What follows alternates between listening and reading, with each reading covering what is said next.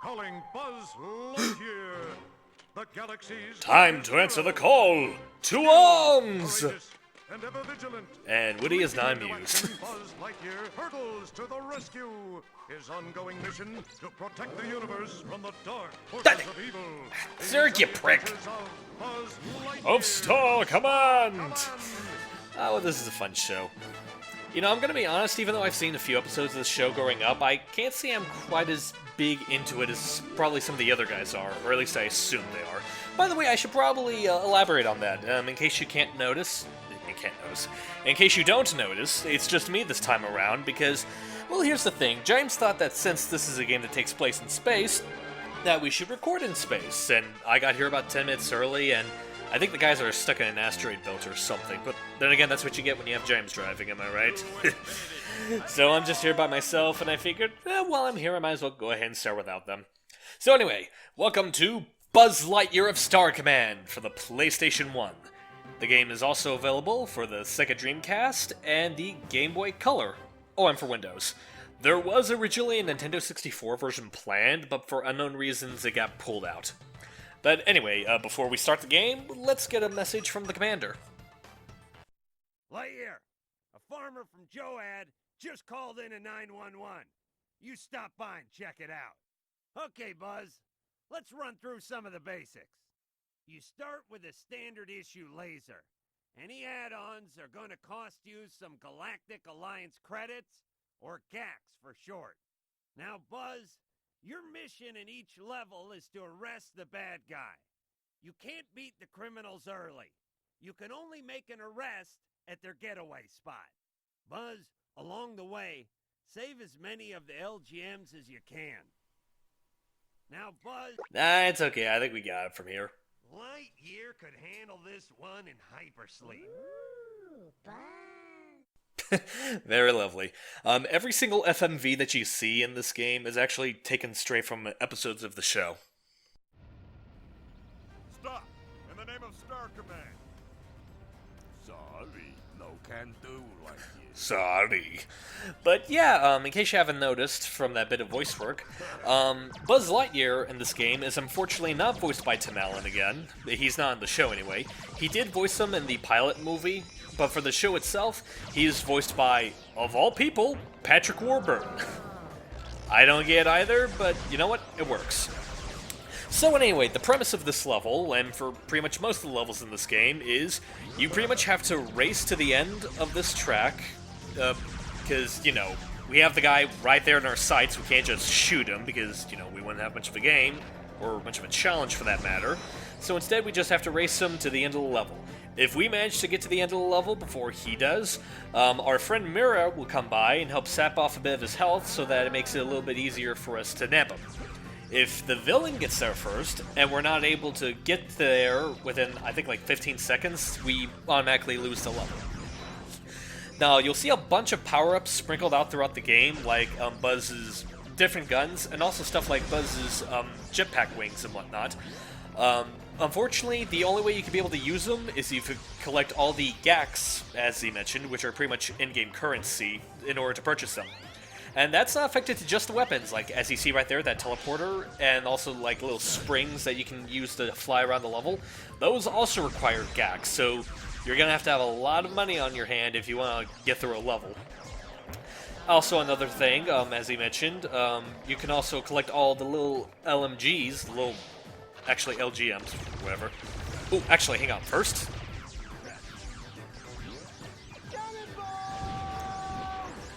Booster.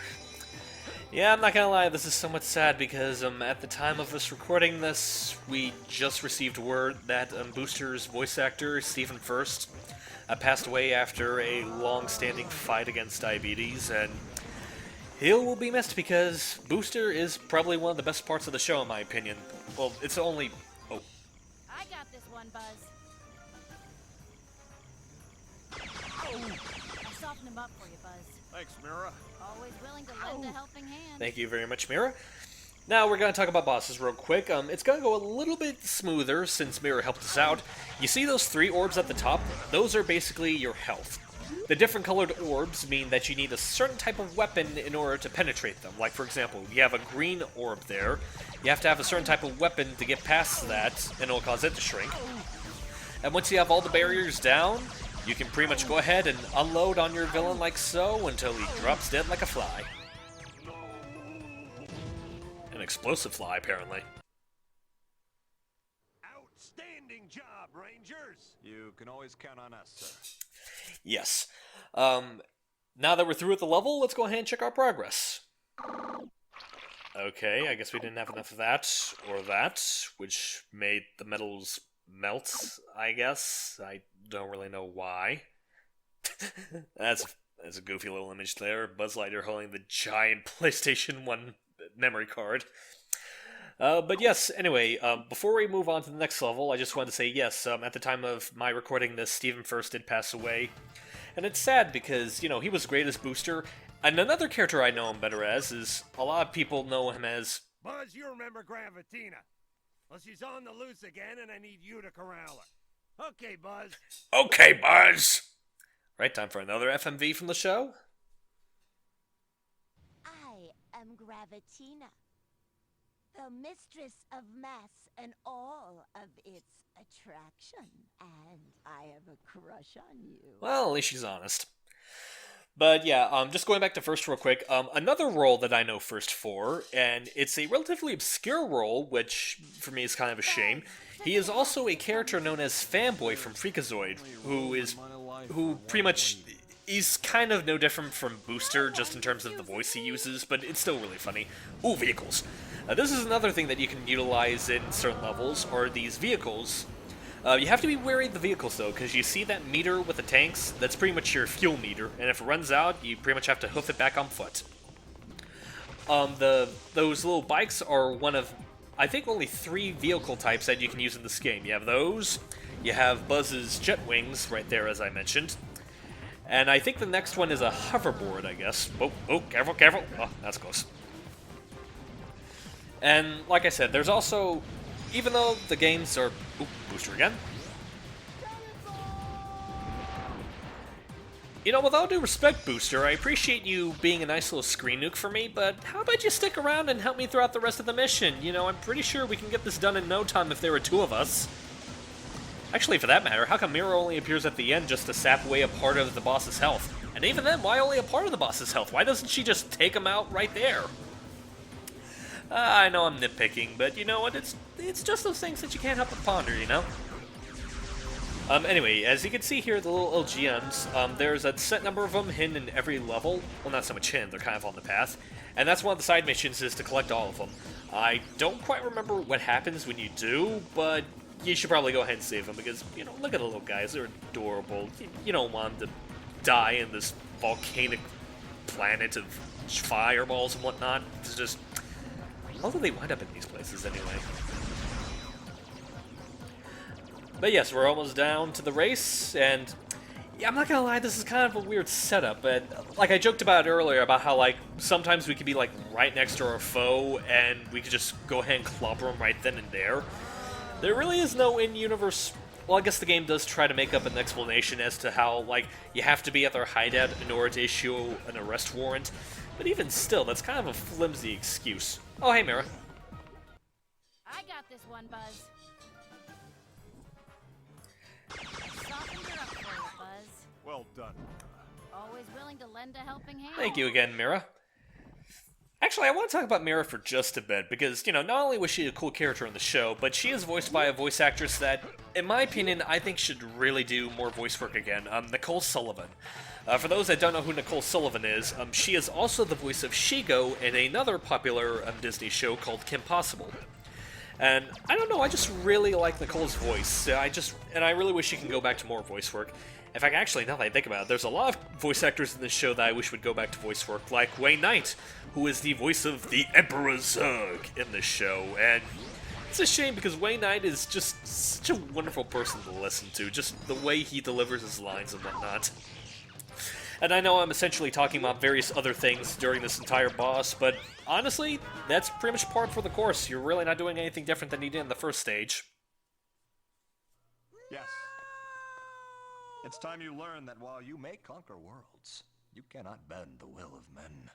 Gravatina, you're a very, very evil lady, but somewhere there's a fellow who thinks evil and a great big head are just about the best things a girl could have. Really? Well, sure. And someday, Gravatina, when they finally let him out of that little room that they've got him locked up in, he'll move the heavens to find you. That's how love is. And in the meantime, keep that pretty little nose of yours clean. I gotta admit, that's actually a really good scene. In fact, I think I actually remember seeing that episode before. It was the episode where Gravatina, I forgot what she did to Buzz, but pretty much made it so that his head would also kind of like swell up as well, to a point where their gravitational pulls would pull the two of them together. It was an odd episode, but ooh, real quick, going back to Joanne real quick for a little side quest.